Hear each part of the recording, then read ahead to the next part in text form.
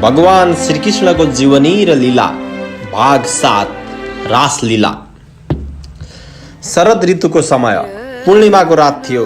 चारैतिर बेली चमेली आदि सुगन्धित फूल फुलेका थिए। श्रीकृष्णले गोपीहरूको वश र हरणको समयमा जुन रातको सङ्केत गरेका थिए त्यो समय आइसकेको थियो। उनले आफ्नो महाशक्ति योग मायाको सहयोग लिएर उनीहरूसँग रास क्रीडा गर्ने सोच बनाए। श्रीकृष्णले वनमा गएर बाँसुरीको धुन छोडिदिए। धुन मार्फत उनले गोपीहरूलाई बोलाएका थिए। गोपीहरूले श्रीकृष्णले आफूलाई नै बोलाएका हुन् भन्ने ठाने। सबै उत्ताउलो हुँदै बाँसुरीको धुन पछ्याउँदै जान थाले। परिवारले उनीहरूलाई रोक्न खोजे, सकेनन्। श्रीकृष्णले सबैलाई जिस्क्याउँदै भने, यस समय तिमीहरू यहाँ आउनुपर्ने आवश्यकता किन पर्यो? रातको समय छ। यस समय डर लाग्दा जीवहरू घुमिरहेका हुन्छन्। तिमीहरू फर्क। रातको समयमा घनघोर जङ्गलमा महिलाहरू बस्नु हुँदैन। तिमीहरूलाई नदेखेर परिवारका सदस्यले खोजिरहेका होलान्। उनीहरूलाई डरमा नपार। गोपीहरूले कुनै प्रतिक्रिया दिएनन्। एकहोरो उनैलाई हेरिरहे। श्रीकृष्णले भने, भन, तिमीहरूलाई खुसी बनाउनको लागि के गर्न सक्छौ? रङ्गी बिरङ्गी फुलले भरिएको यस वनको शोभा हेर, ध्यानपूर्वक हेर। जुन पूर्ण चन्द्रमाको कोमल प्रकाशले यसरी रङ्गिएको छ, मानौ उनले आफ्नै हातले चित्रकारी गरेका हुन्। यमुनाको जलको स्पर्श गरेर शीतल समीरको मन्द मन्द हावा बहिरहेको छ। रुखमा हल्लिरहेका पातले वनको शोभालाई अझै बढाइरहेका छन्। यदि तिमीहरूले यहाँको सुन्दरता देखिसक्यौ भने अब ढिलो नगर, छिट्टै जाओ। तिमीहरू कुलीन स्त्री हौ, आफै पनि सती हौ। जाओ, आफ्नो परिवारको सेवा गर। विवाहिता गोपीहरू पनि कृष्णलाई पतिका रूपमा प्राप्त गर्न चाहन्थे। उनीहरू समेत कृष्णले आफूलाई पति बनाइदियो हुन्थ्यो भन्ने आशामा थिए। श्रीकृष्णले घर फर्कन भनेपछि गोपीहरू उदास भए। उनीहरूको आशा टुट्यो। उनीहरू चिन्तामा डुबे। उनीहरूको शिर झुक्यो। खुट्टाको नङले भुइँ कोट्याउन थाले। आँखाबाट आँसु बगाए। आँखाको गाजल बग्दै वक्षस्थलसम्म पुग्यो, जसले वक्षस्थलमा लगाएको केशरलाई पखाल्न थाल्यो। उनीहरू केही पनि बोल्न सकेनन्। चुपचाप बसिरहे। उनको कुराले उनीहरूलाई उदास बनायो। उनको कुरा अप्रिय लाग्यो। केही समयपछि उनीहरूले आँसु पुछेर भन्न थाले, तिमीले यस्तो निष्ठुर कुरा गर्नु हुँदैन थियो। हामी सबै चिज छोडेर तिम्रै चरणमा आएका हौँ। तिमीमाथि हाम्रो कुनै वश चल्दैन भन्ने हामीलाई थाहा छ। तर पनि तिमी आफ्नो तर्फबाट हामीलाई स्वीकार गर, हाम्रो त्याग नगर। तिमीले भने जस्तै हामीले आफ्नो पति, पुत्र र आफन्तको सेवा गर्नुपर्छ, त्यो हामीलाई थाहा छ। तर यस उपदेश अनुसार हामीले तिम्रो सेवा गर्नुपर्छ, किनकि हाम्रा लागि तिमी नै सर्वस्व हौ। तिमी हाम्रा लागि प्रिय छौ। तिमी हाम्रो आत्मा हौ। अनित्य र दुःखरूपी पति पुत्रसँग हाम्रो के प्रयोजन? त्यसैले कृपा गर, चिरकालदेखि तिमीलाई पाउने हाम्रो अभिलाषाको छेदन नगर। अहिलेसम्म हाम्रो चित्त घरको काममा लाग्थ्यो, त्यसैले हाम्रो हात त्यसमै रमेको थियो। हेर्दा हेर्दै तिमीले हाम्रो चित्त हरण गर्यौ। हाम्रो खुट्टा तिम्रो चरण कमललाई छोडेर एक पाइला पनि पछि हट्न तयार छैन। यस्तो अवस्थामा हामी ब्रजमा कसरी जाने? त्यहाँ गएर पनि के गर्ने? हाम्रो प्यारो साथी, तिम्रो मन्द मुस्कान र मनोहर सङ्गीतले हाम्रो हृदयमा तिम्रो प्रेम र मिलनको आगो बलिरहेको छ। त्यसलाई तिमी आफ्नो अदरको रसधाराबाट बुझाइदेऊ, होइन भने तिम्रो विरह व्यथाको आगोले हामी आफ्ना शरीर जलाइदिनेछौ। तिमी सबैको प्यारो छौ। उनीहरूले पनि तिमीलाई प्रेम गर्छन्, त्यसैले कसैले केही भन्ने छैनन्। तिमीले धेरै जस्तो उनीहरूलाई नै समय दियौ, हामी गोपीलाई दिएनौ। र अब हामीमाथि कृपा गर। हामी सबै छोडेर आएका छौँ। तिम्रो मधुर मुस्कानबाट हामी मोहित छौँ। हाम्रो हृदयमा तिम्रो प्रेमको मिलनको आकाङ्क्षा बढिरहेको छ। हाम्रो रोम रोम त्यस आगोबाट जलिरहेको छ। तिमी हामीलाई दासीको रूपमा स्वीकार गर। हामीलाई तिम्रो सेवा गर्ने अवसर देऊ। उनीहरूको व्यथा र व्याकुलताले भरिएको वाणी सुनेपछि श्रीकृष्ण उनीहरूतर्फ आकर्षित भए। उनको हृदय दयाले भरियो। उनले हाँस्दै उनीहरूसँग क्रीडा सुरु गरे। उनले आफ्नो भाव भङ्गिमा र प्रयास गोपीहरूको अनुकूल गरिदिए। जब उनी हाँस्थे, उनका सेता दाँत अति आकर्षित लाग्थे। उनको प्रेम प्राप्त गर्न थालेपछि गोपीहरूको अनुहार आनन्दले प्रफुल्लित भयो। श्रीकृष्णलाई चारैतिरबाट घेरेर उनीहरू उभिए। श्रीकृष्ण चारैतिरबाट ताराले घेरिएका चन्द्रमा झैं देखिए। उनी गोपीहरूले घेरिएर वनमा विचरण गर्न थाले। अब गीत गाउने क्रम सुरु भयो। कहिले श्रीकृष्ण एक्लैले गाए, कहिले गोपीहरूले सहित मिलेर गाए। उनी गोपीहरूसँग खेल्दा खेल्दै यमुनाको बलौटे किनारमा पुगे, जहाँ कमल र कुमुदिनीका फूलहरू फुलेका थिए। त्यहाँको दिव्य वातावरणमा गोपी र श्रीकृष्णले क्रीडा गर्न थाले। यस क्रममा श्रीकृष्णले कहिले गोपीहरूको शिर, कहिले छाती र कहिले कम्मरलाई आफ्नो अङ्गालोमा बेर्थे, कहिले उनीहरूलाई चिमोट्थे, कहिले उनीहरूको हात दबाउँथे, कहिले उनीहरूको कपाल, तिघ्रा, स्तन आदिको स्पर्श गर्थे। त्यस बेला गोपीहरूमा श्रीकृष्णलाई आलिङ्गन गर्ने चाहना झनै बढ्थ्यो। श्रीकृष्णले उनीहरूको दिव्य काम र प्रेम भावलाई उत्तेजित गर्दै गए, क्रीडाद्वारा आनन्दित गर्न थाले। गोपीहरूले श्रीकृष्णकै नक्कल गर्न थाले। सबैले यस रास लीलाको मजा लिए। गोपीहरू धन्य भए। त्यस बेला उनीहरूलाई सांसारिक कुनै कुराको याद आएन। उनीहरूले आफूहरूभन्दा भाग्यमानी कोही पनि छैन भन्ने सम्झे। उनीहरूमा घमण्ड उत्पन्न भयो। जब श्रीकृष्णले उनीहरूमा घमण्ड उत्पन्न भएको थाहा पाए, बीचमै अन्तर्धान भए। उनी अन्तर्धान भएपछि गोपीहरूको हृदय विरहले भरियो। उनले उनीहरूको चित्त चोरिसकेका थिए। सबै गोपीहरू श्रीकृष्णमय भइसकेका थिए। सबैको चाल डाल, बोली, हँसाइ आदि सबै श्रीकृष्णकै जस्तो बनिसकेको थियो। उनीहरूले आफूलाई श्रीकृष्णकै स्वरूप मान्न थालिसकेका थिए। उनीहरू श्रीकृष्णलाई एउटा झाडीबाट अर्को झाडी गर्दै खोज्न थाले। वनमा भएका ठुला ठुला रुखहरूसँग उनको बारेमा सोधै, विभिन्न फूल, लहरा, पशु आदिसँग सोधै। उनलाई नभेटेपछि उनीहरू अचेत जै भए भावमा बग्न थाले। उनीहरूले श्रीकृष्णको बितेका घटनाहरूको अनुसरण गर्न थाले। एक गोपी पुतना बनिन्। अर्कीले श्रीकृष्ण बनेर उनको स्तनपान गर्न थालिन्। कसैले बालकृष्ण बनेर रुँदै अर्कोलाई मारेको नाटक गर्न थाले। एउटी बालकृष्ण बनेर बसिन्। अर्कीले दैत्यको रूप धारण गरेर उसलाई हरेर लगिन्। कुनै गोपी घुँडा टेकेर हिँड्न थाले। कोही कृष्ण बने, कोही बलराम, कोही अन्य गोठाला बने, कोही वत्सासुर, कोही बकासुर। उनीहरूले श्रीकृष्णका सबै अभिनय गरे। केही समय अभिनय गरेपछि उनीहरू फेरि वनमा रहेका रुख र लहरा आदिसँग श्रीकृष्णका बारेमा सोध्न थाले। यत्तिकैमा एक ठाउँमा उनीहरूले श्रीकृष्णका चरण चिन्ह देखे। त्यसैलाई पछ्याउँदै उनीहरू अगाडि बढे। केही अगाडि बढेपछि उनीहरूले श्रीकृष्णको सँगै कुनै ब्रजवासी युवतीको चरण चिन्ह पनि देखे। त्यसपछि त सबै झनै व्याकुल भए। उनीहरू एक आपसमा कुरा गर्न थाले। श्रीकृष्णसँगै उनको काँधमा हात राखेर हिँड्ने कुन चाहिँ भाग्यमानी युवतीको चरण चिन्ह होला यो? अवश्य पनि श्रीकृष्णको आराधिका हुनुपर्छ। उनीसँग प्रसन्न भएका कारण श्रीकृष्णले हामीलाई छोडिदिएको हुनुपर्छ।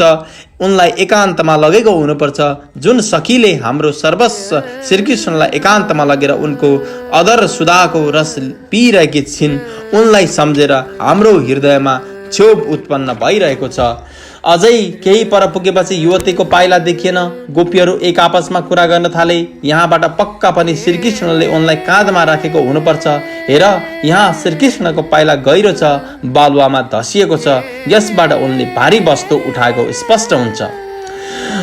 अझै अलिकति अगाडि गएपछि उनले फूल टिपिएको बोर्ड देखे। त्यहाँ युवतीको पाइला पनि थियो। गोपीहरू भन्न थाले, हेर हेर, यहाँ श्रीकृष्णले फूल टिप्नका लागि आफ्नै प्रियसीलाई तल राखेको हुनुपर्छ। यहाँ फूल पनि टिपिएको छ। उफ्रिँदै फूल टिपेको कारण उनको पन्जा भुइँमा गडिएको छ। कुर्कुच्चाको छाप देखिँदैन। यस्तै यस्तै कुरा गरेर आफ्नो सुधबुध गुमाउँदै गोपीहरू श्रीकृष्णको चरण चिन्ह पछ्याउँदै थिए। यता श्रीकृष्णले अन्य गोपीहरूलाई छाडेर जुन भाग्यवती गोपीलाई एकान्तमा लगेका थिए, उनले सोचिन्, म नै सबै गोपीहरूमा श्रेष्ठ छु। त्यसैले मेरो प्यारो श्रीकृष्णले मलाई एकान्तमा ल्याए, मेरो सम्मान गरे। उनले मात्तिँदै भनिन्, मेरो प्यारो कृष्ण, म अब एक पाइला पनि हिँड्न सक्दिन। मेरा कोमल पाउ थाकेका छन्। अब तिमी जहाँ चाहन्छौ मलाई आफ्नो काँधमा बोकेर हिँड। श्रीकृष्णले भने, ठिक छ, अब तिमी मेरो काँधमाथि चढ। गोपी श्रीकृष्णको काँधमा चढ्नै लागेकी थिइन्। श्रीकृष्ण त्यहाँबाट पनि अन्तर्धान भए। उनी त्यही पश्चाताप गर्न थालिन्। हे नाथ, मलाई छोडेर तिमी कहाँ गयौ? तिमी कहाँ छौ? मेरो साथी, म तिम्रो दासी हुँ। मलाई आफ्नो सानिध्यको अनुभव गराऊ, मलाई दर्शन देऊ।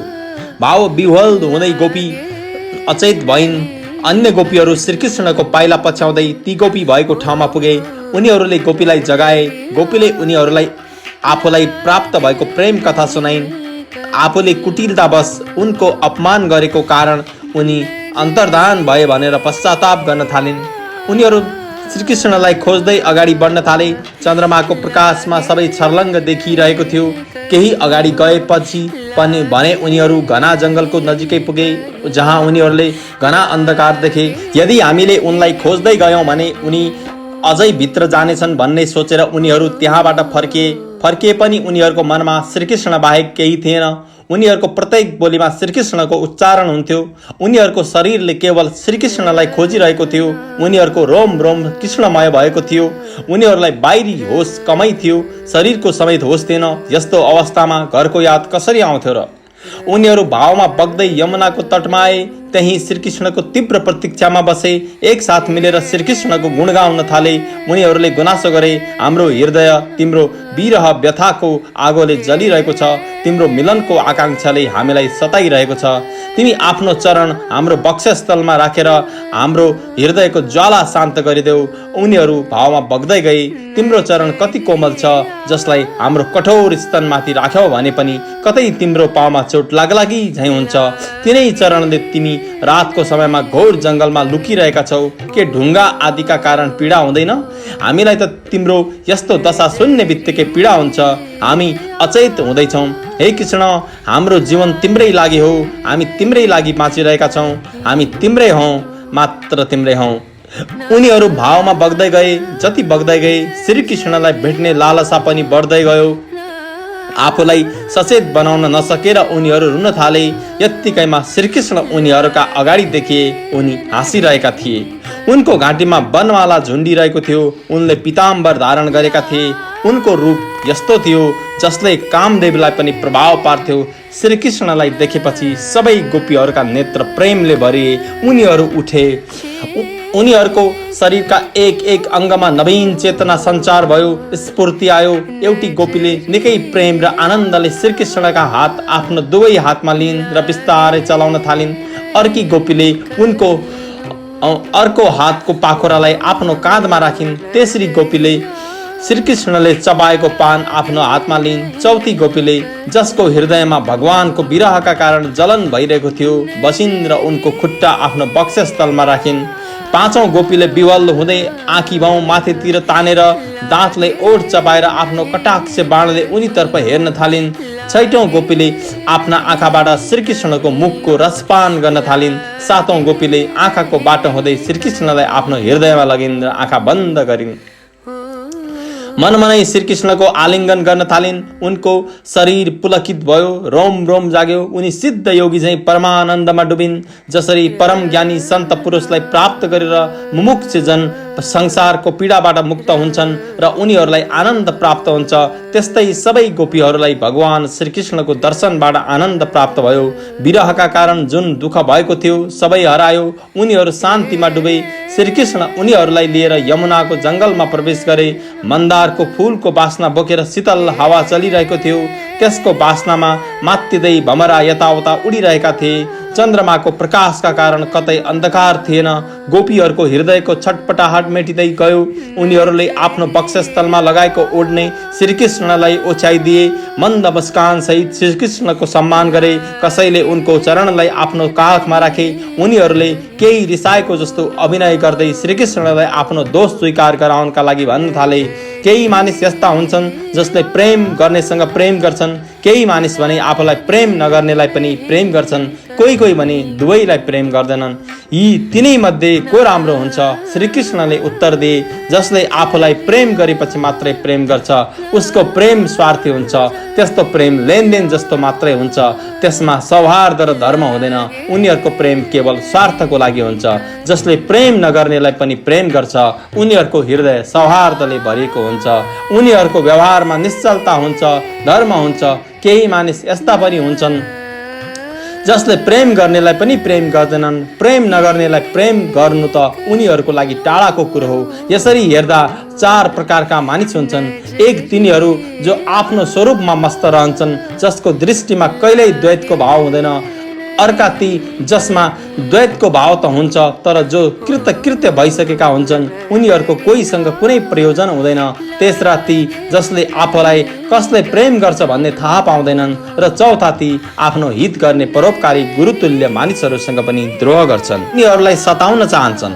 श्रीकृष्णले आफ्नो प्रेमका बारेमा बताए, म त मलाई प्रेम गर्नेहरूलाई अझै दुःख दिन चाहन्छु। उनीहरूको चित्त अझै पनि ममा लागोस् भन्ने म चाहन्छु, निरन्तर लागिरहोस् भन्ने चाहन्छु। जसरी निर्धन पुरुषलाई कुनै बेला धेरै धन मिल्यो र फेरि हरायो भने उसको हृदय हराएको धनको चिन्ताले भरिन्छ, त्यस्तै म पनि प्राप्त भएर पनि हराउँछु। तिमीहरूले मेरा लागि लोक, मर्यादा, वेद मार्ग र आफ्ना सम्बन्धीलाई समेत छोडिदिएका छौ। यस्तो स्थितिमा तिमीहरूको मनोवृत्ति अन्त कतै नजाओस्, तिमीहरू आफ्नो सौन्दर्यको चिन्ता गर्न नथाल, ममै तिमीहरूको मन लागिरहोस्, त्यसकारण म लुकेको थिएँ।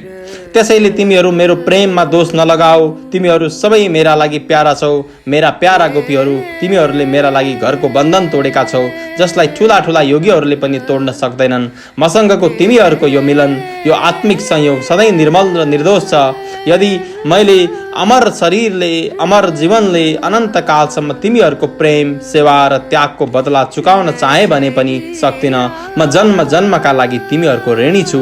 तिमीहरूले आफ्नो सौम्य स्वभावले, प्रेमले मलाई ऋणबाट मुक्त गर्न सक्छौ, तर पनि म त तिमीहरूको ऋणी नै हुँ। श्रीकृष्णको कुरा सुनेर गोपीहरूको व्यथा समाप्त भयो।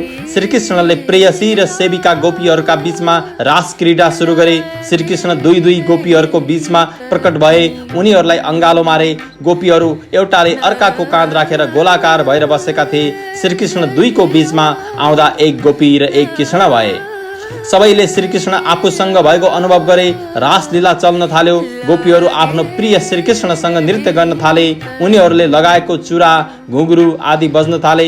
उनीहरू आफ्ना खुट्टा कहिले अगाडि र कहिले पछाडि गर्थे, कहिले बिस्तारै खुट्टा राख्थे, कहिले छिटो छिटो, कहिले घुम्थे, कहिले हात उठाउँथे, कहिले हाँस्थे, कहिले आँखी भाउ चलाउँथे। नाच्दा नाच्दै उनीहरूको कम्मर भाँचिए जस्तै हुन्थ्यो। झुक्दा, बस्दा, उड्दा र हिँड्दा उनीहरूका स्तन हल्लिरहेका थिए, लुगा खुस्किरहेका थिए, कानका कुण्डल हल्लिरहेका थिए। नाच्दा परिश्रम पर्ने हुनाले उनीहरूको मुखमा पसिना देखिन थालेको थियो। तैपनि उनीहरू गीत गाउँदै श्रीकृष्णसँग टाँसिँदै नाचिरहेका थिए।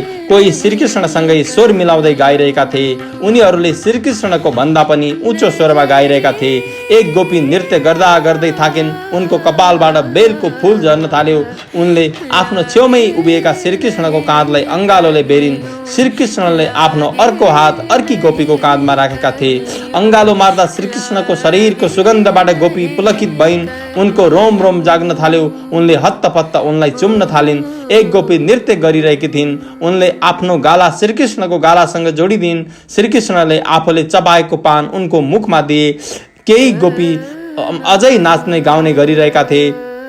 जब उनीहरू निकै थाके, आफ्नो नजिकै उभिएका श्रीकृष्णको हात समाएर आफ्ना दुवै स्तनमा लगेर राखिदिए। आफ्ना परम प्रिय श्रीकृष्णलाई पाएर गोपीहरू निकै खुसी थिए। श्रीकृष्णले सबैलाई आफ्नो अङ्गालोमा बेरिरहेका थिए। कोही कोही श्रीकृष्णसँग अझै पनि नृत्य गरिरहेका थिए। उनीहरूको हातका चुरा अझै बजिरहेका थिए। उनीहरू ताल सुर मिलाएर गाइरहेका थिए। उनीहरूको जुल्ठोमा गाँसिएका फूल झरिरहेका थिए। जसरी सानो बच्चाले निर्विकार भावले आफ्नो छायामाथि खेल्छ, त्यस्तै गरेर श्रीकृष्णले कहिले उनीहरूलाई आफ्नो अङ्गालोमा बेर्थे, कहिले हातले उनीहरूका अङ्ग स्पर्श गर्थे, कहिले प्रेमपूर्वक हेर्थे, कहिले हाँस्न थाल्थे। श्रीकृष्णको अङ्गको स्पर्श प्राप्त गरेका गोपीहरूका इन्द्रियहरू प्रेम र आनन्दले विह्वल भए। उनीहरूको केश छरियो, फूलका हार चुडिए, गहना अस्तव्यस्त भए। उनीहरू आफ्नो केश, कपडा आदिलाई सम्हाल्न असमर्थ भए। लामो समयसम्म गीत र नृत्य आदि विहारका कारण गोपीहरू थाकेकाले श्रीकृष्णले प्रेमपूर्वक आफैले उनीहरूको मुख पुछिदिए। गोपीहरूले निकै आनन्द माने। धेरै थाकेपछि श्रीकृष्णले गोपीहरूसँगै जल क्रीडाका लागि यमुनाको जलमा प्रवेश गरे। त्यस समय श्रीकृष्णले लगाएको वनमाला गोपीहरूका अङ्गले रगडिएकाले केही ओइलाएको जस्तो भएको थियो। उनको वक्षस्थलमा लगाइएका केशरको रङ पुछिएको थियो। नदीमा श्रीकृष्णतर्फ हेर्दै गोपीहरूले हाँसी हाँसी खुब नुहाए। त्यसपछि श्रीकृष्ण सबै सुन्दरीबाट घेरिएर यमुना तटको उपवनमा गए। उपवन निकै सुन्दर थियो। त्यसको चारैतिर जल र स्थलमा विभिन्न सुगन्धित फूल फुलेका थिए। उनले गोपीहरूसँगै उपवनमा विहार गरे। श्रीकृष्ण र गोपीहरूको उक्त रात एक क्षणमै सकिए झै गरिसक्यो। ब्रह्म मुहुर्तको समय भयो। गोपीहरू अझै घर फर्कन चाहिरहेका थिएनन्। श्रीकृष्णको आज्ञा पाएपछि उनीहरू आफ्नो घर फर्किए। श्रीकृष्ण पूर्ण वितरागले युक्त थिए। उनमा कुनै पनि वस्तुको कामना थिएन। उनले कुनै अभिप्रायले यस निन्दनीय काम गरे? यस्तो अभिप्रायको प्रश्न र उत्तर श्रीमद् भागवतमा दिइएको छ। सूर्य, आगो र ईश्वरले कहिलेकाहीँ धर्मको उल्लङ्घन गर्ने गर्छन्। यस्तो कामबाट तेजस्वी पुरुषलाई कुनै पनि दोष लाग्दैन। जसरी आगोले सबै चिजलाई खाइदिन्छ, तर ती पदार्थको दोष आगोलाई लाग्दैन। जुन मनुष्यमा यस्तो सामर्थ्य हुँदैन, उनीहरूले मनबाट पनि यस्तो कार्य गर्नु हुँदैन। यदि कसैले मूर्खतावश यस्तो कार्य गर्यो भने उसको नाश हुन्छ। शिव भगवानले विष पिएका थिए, विषले उनलाई कुनै असर गरेन। यदि अन्य व्यक्तिले विष पिएको हुन्थ्यो भने उनको भस्म हुने थियो। सामर्थ्यवान पुरुष अहङ्कारहीन हुन्छ। शुभ कर्म गर्दा उनीहरूमा कुनै सांसारिक स्वार्थ हुँदैन। अशुभ कर्म गर्दा पनि उनीहरूलाई कुनै दोष लाग्दैन। उनीहरू स्वार्थ र अनर्थ भन्दा माथि उठेका हुन्छन्। ब्रजवासी गोपहरूले श्रीकृष्णमा थोरै पनि दोष देखेनन्। उनीहरू त श्रीकृष्णको योग मायाका कारण मोहित भएका थिए। हाम्रा पत्नीहरू हामीसँगै छन् भन्ने उनीहरूलाई लागिरहेको थियो।